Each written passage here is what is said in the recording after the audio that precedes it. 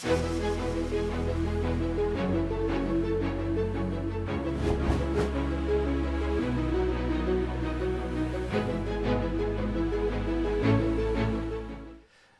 1절에 보니까 무리가 다 일어나 예수를 빌라도 앞에 끌어갔다고 오늘 성경이 증거하고 있습니다. 불과 며칠 전만 하더라도 예수님께서 어린 나귀를 타시고 예루살렘으로 입성할 때에는 많은 무리들이 나와서 손에 종려나무 가지를 들고 흔들면서 호산나 다윗의 자손이여 하고 경배하고 찬양하던 사람들이 그때의 무리들이었는데, 그때 그 무리들이 오늘 본문에 보니까 완전히 변해서 예수님을 대적하는 무리들이 되고 말았습니다.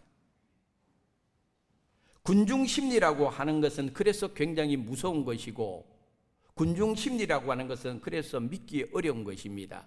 언제 변화될지 모릅니다. 시세에 편성을 하고 누군가에 의해서 조종당하고 매수되기 쉬운 것이 바로 군중심리입니다. 모세도 이 군중심리로 인해 가지고 여러 차례 돌에 맞아 죽을 뻔했던 경험이 있습니다. 그래서 성경은 항상 우리들에게 가르쳐 줍니다. 사람을 의지하지 말라. 사람들의 소리에 마음 뺏기지 마라. 나 좋아한다고, 환호한다고, 나 존경한다고 사람들의 말에, 사람들의 마음에 현혹되지 마라. 언제든지 변할 수 있는 것, 언제든지 변질될 수가 있는 것, 이게 바로 사람의 마음이다. 성경은 말해주면서 그런 거로 우리 믿음의 성도들은 사람을 의지하지 말고 항상 하나님만 의지하라는 것을 가르쳐 줍니다. 오늘 호세아서 12장 6절 말씀 이 시간 한번 읽어보도록 하겠습니다. 그런즉 너의 하나님께로 돌아와서 인애와 정의를 지키며 항상 너의 하나님을 바랄지어다. 아멘. 하나님과 우리 사이는 항상이라는 것이 존재합니다. 하나님은 항상 저와 여러분을 지켜보고 계십니다. 하나님은 항상 저와 여러분들을 사랑하고 계십니다. 그런 거로 하나님이 우리에 대한 태도가 항상이라고 한다면, 그래서 하나님도 우리에게 항상 당신만을 바라보기를 원하는 것이 하나님의 마음이라는 것을 가르쳐 줍니다. 그래서 호세아 선지자를 통하여 여호와께로 돌아와서 항상 하나님만 바랄지니라 하고 하나님이 말씀하십니다. 성경에 보면 사도 바울을 통하여 하나님이 주신 여러분이 잘 아는 말씀, 항상 기뻐하라 그랬습니다. 항상 기뻐하라 그랬습니다. 하나님은 저와 여러분 사이에 어쩌다 마주친 그대가 아니에요. 하나님은 항상 우리 앞에 계시는 분이에요. 우리도 항상 하나님 앞에 있는 존재라는 걸 잊지 말아야 됩니다. 항상 기뻐하라, 쉬지 말고 기도하라, 범사에 감사하라. 이것이 그리스도 예수 안에서 너희를 향한 하나님의 뜻이니라 그랬습니다. 쉬지 말고라는 뜻도 항상이라는 의미입니다. 범사에라는 뜻도 항상 하나님 앞에 감사라는 뜻입니다. 그러므로 항상 하나님만 바라보고 항상 하나님 뜻대로 살아가는 성도가 되어야 된다. 그것을 오늘 성경을 통해서 보여주고 있는 것입니다. 다시 오늘 본문으로 돌아가서 불법으로 소집된 산헤드린 공회는 예수님을 빌라도 총독에게 넘기면서 세 가지 죄목을 붙였습니다. 오늘 본문 2절에 나오는데, 첫째는 백성을 미혹했다는 죄고, 두 번째는 로마 황제 가이사에게 세금을 바치지 말라고 했다는 죄고, 마지막 죄는 자칭 왕 그리스도라 칭했다는 죄. 이 세 가지 죄목을 빌라도 총독에게 예수님을 넘기면서 붙였습니다. 그런데 여기서 흥미로운 것은 빌라도 총독의 태도입니다.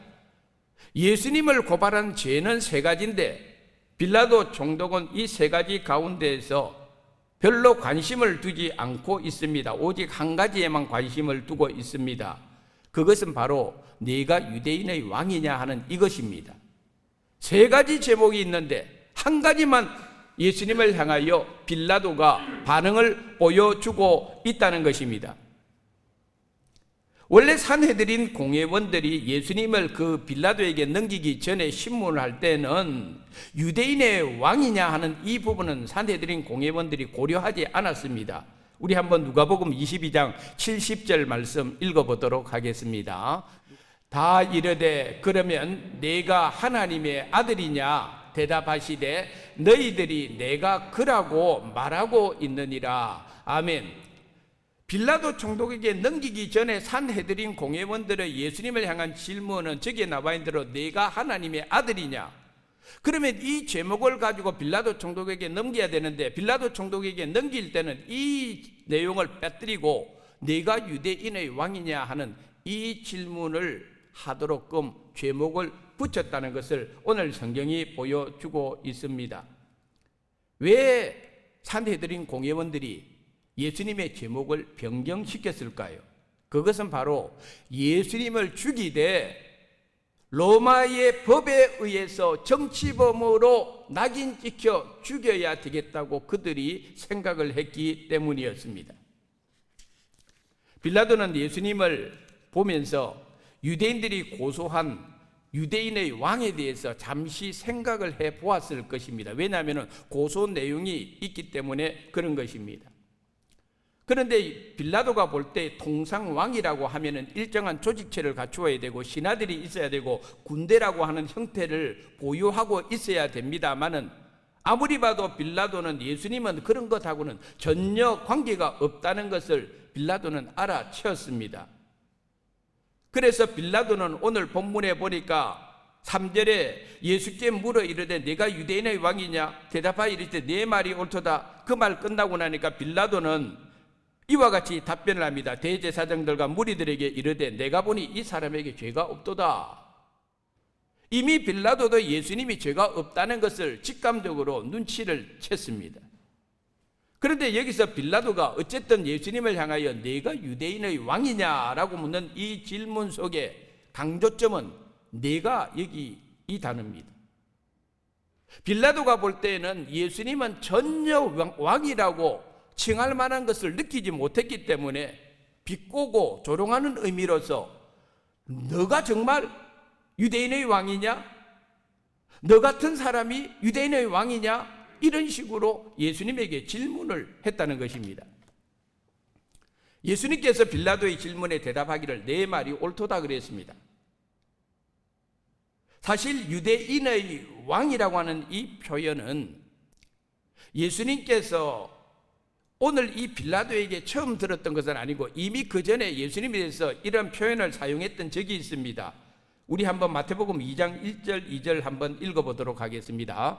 헤로드 왕 때에 예수께서 유대 베들레헴에서 나심에 동방으로부터 박사들이 예루살렘에 이르러 말하되 유대인의 왕으로 나시니가 어디 계시냐? 우리가 동방에서 그의 별을 보고 그에게 경배하러 왔노라 하니. 아멘.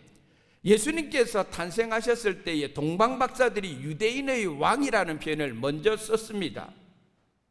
하지만은 오늘 본문에 나타난 이 빌라도가 말하는 유대인의 왕이라고는 표현하고 동방 박사들이 생각했던 유대인의 왕이라는 표현은 완전히 다른 것이었습니다.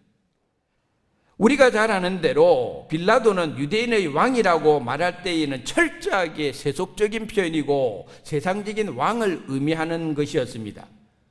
하지만은 예수님의 대답, 내 말이 옳도다, 내가 유대인의 왕이 맞다 할 때에 예수님이 말씀하신 유대인, 예수님이 말씀하신 왕이란 표현은 철저히 세상적인 것하고는 관계가 없는 영적인 속성을 가진 표현이었습니다. 우리 한번 요한복음 18장 36절 말씀 읽어보도록 하겠습니다. 예수께서 대답하시되 내 나라는 이 세상에 속한 것이 아니니라. 만일 내 나라가 이 세상에 속한 것이었더라면 내 종들이 싸워 나로 유대인들에게 넘겨지지 않게 하였으리라. 이제 내 나라는 여기에 속한 것이 아니니라. 아멘. 예수님께서 하시는 말씀, 방금 읽은 말씀은 빌라도에게 하신 예수님의 말씀이었습니다. 예수님의 왕되심은 철저하게 영적인 의미를 가지고 있습니다. 예수님에게 있어서 유대인이라고 하는 것은 육신의 혈통으로서 나타난 유대인을 예수님께서 말씀하신 것이 결코 아니었습니다. 훗날 예수님의 이 마음을 안 바로 사도 바울은 명확하게 유대인의 개념을 이와 같이 정의를 내렸습니다. 우리 로마서 2장 28절 29절 한번 읽어보도록 하겠습니다. 무릇 표면적 유대인이 아니요 표면적 육신의 할례가 아니니라. 오직 이면적 유대인이며 할례는 마음에 할지니 영에 있고 율법 조문에 있지 아니한 것이라. 그 칭찬이 사람에게서가 아니요 다만 하나님에게서니라. 아멘. 사도 바울은 유대인의 개념을 표면적 유대인과 이면적 유대인으로 나누었습니다. 예수님께서 유대인의 왕이라고 할 때에 이 예수님의 대답 속에 담겨져 있는 본질적인 것은 표면적 유대인이 아니라 이면적 유대인에 대한 예수님의 본질이 여기에 있었던 것을 가르쳐 줍니다. 그래서 오늘날 저와 여러분들은 대한민국 땅에서 태어나고 혈통적으로는 대한민국 사람입니다만은 예수님의 이 마음과 바울의 표현을 우리가 받아들이면 오늘 우리들은 표면적 유대인이 아니고 이면적 유대인으로 주님 앞에 세워진 것입니다. 할렐루야. 우리는 이면적 유대인입니다. 이 이면적 유대인에 대해서 하나님의 두 가지 큰 은혜가 저와 여러분에게 임했는데, 하나는 택하심의 은혜고 그 택하심의 은혜를 두 번째로 보증한 것이 바로 예수님의 보혈입니다.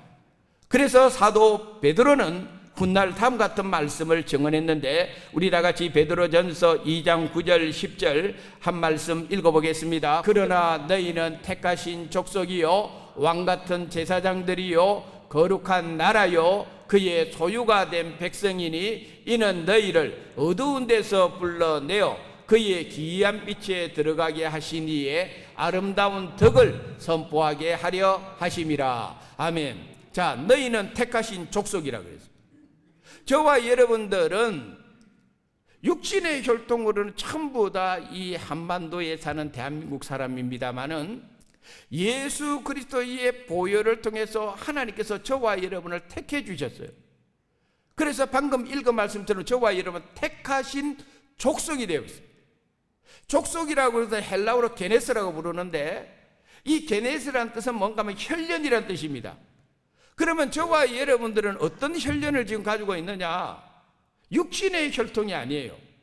예수님의 보혈로 우리가 거룩함을 입었고 예수님의 보혈로 택하심을 입은 하나님의 가족이 되었다 이 말입니다. 할렐루야.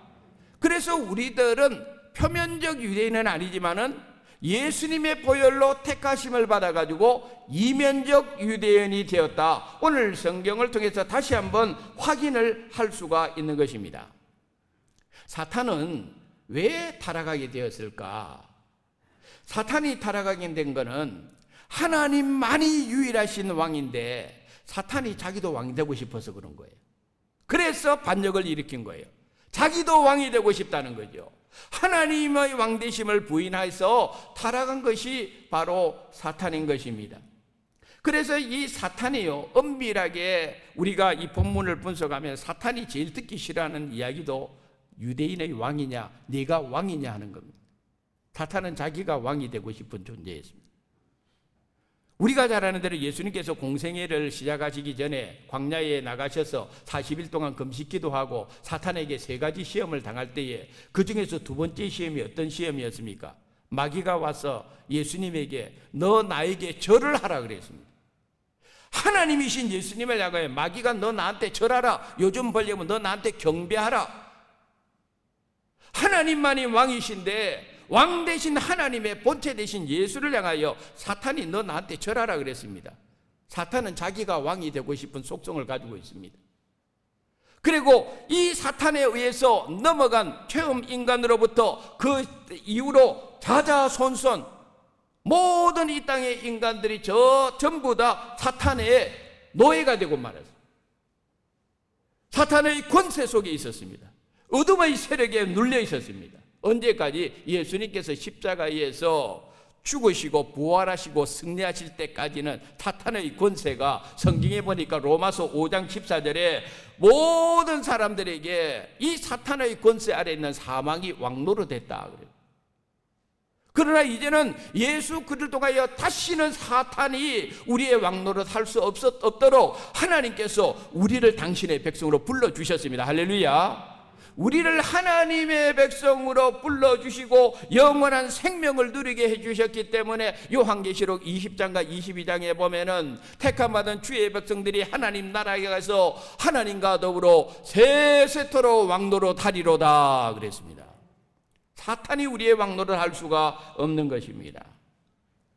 그런 면에서 보면은 오늘 이 빌라도 총독이 예수님을 향하여 네가 유대인의 왕이냐 하는 이 질문 속에는 신앙인의 본질에 대한 굉장히 중요한 질문이 이 속에 내포되어 있습니다. 네가 옳도다 하는 예수님의 대답 속에는 진정한 왕이 나다 하는 것을 드러내는 대답이었습니다. 그렇다면 오늘 이 빌라도 총독의 네가 유대인의 왕이냐 하는 이 질문은 우리들에게 다음 같은 질문으로 다시 돌아오게 됩니다. 네가 그리스도인이냐? 어떻습니까? 네가 진짜 그리스도인이냐? 네가 정말 예수 믿는 사람 맞느냐? 네가 진짜 거듭난 사람이 맞느냐? 오늘 이 사순절 5번째 주일을 통해서 우리들에게 주는 말씀이 이 도전적인 말씀입니다. 왜 이 말씀이 중요하냐? 왜 내가 그리스도인이 정말 그리스도인이 되는 것이 중요하냐? 그 이유는 예수님의 말씀 속에 있습니다. 우리 이 시간 마태복음 7장 21절부터 23절까지 읽어보도록 하겠습니다. 나더러 주여 주여 하는 자마다 다 천국에 들어갈 것이 아니요 다만 하늘에 계신 내 아버지의 뜻대로 행하는 자라야 들어가리라. 그날에 많은 사람이 나더러 이르되 주여 주여 우리가 주의 이름으로 선지자 노릇하며 주의 이름으로 귀신을 쫓아내며 주의 이름으로 많은 권능을 행하지 아니하였나이까 하리니 그때에 내가 그들에게 밝히 말하되 내가 너희를 도무지 알지 못하니 불법을 행하는 자들아 내게서 떠나가라 하리라. 아멘. 오늘 우리가 교인이 된다는 거, 오늘 우리가 예수를 믿는다는 거, 여러분 이 예수를 믿는다는 것은 대단히 중요한 결단이 담겨져 있는 이야기입니다. 우리는 예수를 믿기 시작함으로부터 지금까지 얼마나 하나님 앞에 주여 주여 많이 했겠습니까? 오늘도 여러분들은 주님 앞에 나와서 주여 주여라고 기도한 분들이 대다수일 것입니다. 목사인 나는 더 많이 여러분보다 주여 주여 주여를 많이 하는 사람입니다. 그런데 오늘 방금 읽은 말씀에 예수님께서 말씀하시기를 나보고 주여 주여 하는 자마다 다 천국에 들어갈 것이 아니라고 하신 이 말씀은 굉장히 충격입니다. 평생 예수 믿는다고 교회 다니면서 주여 주여 주여 주여 했는데 그리고 죽어서도 주님 앞에 서서 또 주여 주여 하는데 나의 이 주여라고 하는 이것이 천국에 들어가는 보증이 되고 있지 못하다는 것을 오늘 성경이 말해주고 있습니다. 방금 읽은 말씀은 이 세상에 하나님을 알지 못하는 불신자들에게 하는 이야기가 아니라 평생을 교회 다닌 사람들, 평생을 목회하던 목회자들, 평생을 교회 안에 직분을 받고 섬겼다는 사람들, 그런데 어느 날 하나님 앞에 갔는데 평생 주여 주여 부르다가 평생 주여 주여 부르다가 죽어서도 주여 주여 하고 주님 앞에 나갔는데 주님이 말씀하시기를 주여 주여 한다고 해서 천국 못 들어간다. 주여 주여 하는 사람이 묻습니다. 예수님 무슨 말씀입니까? 나는 평생 살면서 주님의 이름으로 선지자 노릇도 했는데요, 주님의 이름으로 귀신도 쫓아냈는데요, 주님의 이름으로 권능도 행했는데요. 그런데 예수님께서 나는 너를 도무지 알지 못한다. 그 앞에 뭐라는가 하면 예수님께서 밝히 말씀하셨다는, 이 밝히라는 것은 정확하게 말씀하셨다는 거, 명확하게 선언했다는 겁니다. 나는 너를 도무지 알지 못한다. 불법을 행하는 자들아 내게서 떠나가라 그랬습니다. 여러분들은 어떤 그리스도인이 되기를 원합니까? 네가 유대인의 왕이냐라고 하는 이 질문 속에 바꾸어서 네가 진짜 그리스도인이 맞느냐? 너 정말 예수 믿는 사람 맞느냐? 너 진짜 교인이 맞느냐라고 물어보신다면 여러분들은 주님 앞에 어떻게 서시겠습니까? 성경에 보니까 방금 읽은 말씀에 많은 사람들이라고 그랬습니다. 수많은 교회 다니는 사람들이 주님 앞에 가서 전부 다 주여 주여 했는데 다 천국에 들려보내주면 얼마나 좋겠습니까? 근데 그 많은 사람들이 천국에 다 못 들어간다 이 말이에요. 나는 여러분들에게 늘 강조하는 것이, 여러분들이 교회에 앉아 있다고 해서, 교회 다닌다고 해서, 세례 교인이라고 한다고 해서, 직분 받았다고 해서 여러분들의 구원에 대한 확신을 그런 데서 여러분들이 가지면 안 됩니다. 여러분, 우리는 구원 받아야 되지 않겠습니까? 구원의 은혜 받아야 되지 않겠습니까? 그런데 성경의 말입니다. 주여 주여 한다고 구원 못 받는다고 했다면 오늘 내가 어떻게 믿음 생활을 해야 되겠습니까? 어떤 마음으로 세례를 받아야 되겠고, 어떤 식으로 세례 교인으로의 삶을, 의무를 감당해야 되겠습니까? 굉장히 중요한 이야기, 오늘 성경을 통해서 우리에게 보여주고 있는 것입니다. 마지막으로 이 빌라도라는 인물, 유대 지역의 총독입니다. 굉장히 출세한 사람입니다. 이 사람에 대해서 유대 철학자 필로는 거칠고 악의가 있으며 잔인한 인물로 평가했습니다. 하지만 이 빌라도는 그의 일생에 그가 그것을 인정을 하든 하지 아니하든 적어도 그 앞에는 하나님의 본체이신 예수님이 있습니다. 빌라도의 앞에는 메시아가 있습니다. 누가 하나님의 본체와 이렇게 직접적으로 대화를 나눌 수 있는 기회를 가진 사람이 흔히 있겠습니까? 구원의 전체적인 역사 속에 이 빌라도는 굉장히 중요한 인물이 되어버렸습니다. 빌라도의 선택은 굉장히 중요한 선택이 되고 말았습니다. 그런데 이 빌라도는 자기 앞에 예수님, 메시아, 그리스도가 있는데 빌라도는 그분에 대해서 마음을 열지 않았습니다. 그분의 그리스도 되심을 인정하지 않았습니다. 그분의 메시아 되심을 인정하지 않습니다. 그분의 진리에 대해서 마음을 닫아버린 사람입니다. 빌라도 총독만 그렇습니까? 사도행전에 보면 사도 바울이 복음을 전할 때에 벨릭스 총독을 만나서 여러 차례 벨릭스 총독에게 예수님이 어떤 분인가, 복음이 무엇인가를 가르쳐줬는데 벨릭스 총독은 받아들이지 않았습니다. 그 다음에 총독이 왔는데 그 사람은 베스도 총독입니다. 역시 사도 바울이 그 사람에게 복음을 전했습니다. 베스도 총독 받아들이지 않았습니다. 너무나 안타까운 사건입니다. 결국은 우리가 이 본디오 빌라도의 인생의 결론이 어떻게 난다는 것은 사도신경에 나오지 않습니까?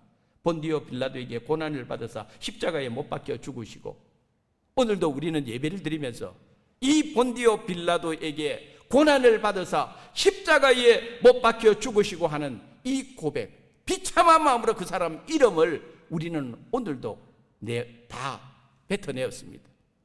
우리만 그렇습니까? 오늘 이날에 전 세계적으로 예배드리는 수많은 그리스도인들의 입을 통해서 본디오 빌라도에게 고난을 받아서 십자가에 못 박혀 죽으시고, 얼마나 많은 사람들이 오늘 하루만 하더라도 본디오 빌라도의 이름을 비탄한 심정으로 말하고 있겠습니까? 예수를 만나지 못한 사람, 진리를 발견하지 못한 사람의 결론은 이와 같이 비참한 것입니다. 그러나 저와 여러분은 예수님의 은혜로 하나님의 백성이 되었고, 예수님의 보혈로 죄 씻음을 받았고, 하나님의 거룩한 백성으로 오늘 이 자리에 부름을 받았다는 것은 축복이요 행복입니다. 할렐루야. 얼마나 우리에게 큰 은혜를 하나님께서 주신지 모릅니다. 여러분, 이 은혜를 끝까지 주님 앞에 가는 날까지 간직하고 가야 되지 않겠습니까? 끝까지 예수 잘 믿어서 이 땅에서 주님 이름 부른 것이, 천국 가서도 그 주님 이름 부른 것이 효과를 발휘해서 천국에 들어갈 수 있어야 되지 않겠습니까? 우리 모두 이 땅에서 예수 잘 믿어서 하느님 나라의 백성으로 부끄러움 없이 살아가고 모든 성도들이 구원의 은혜를 누릴 수 있기를 주님의 이름으로 축원드립니다.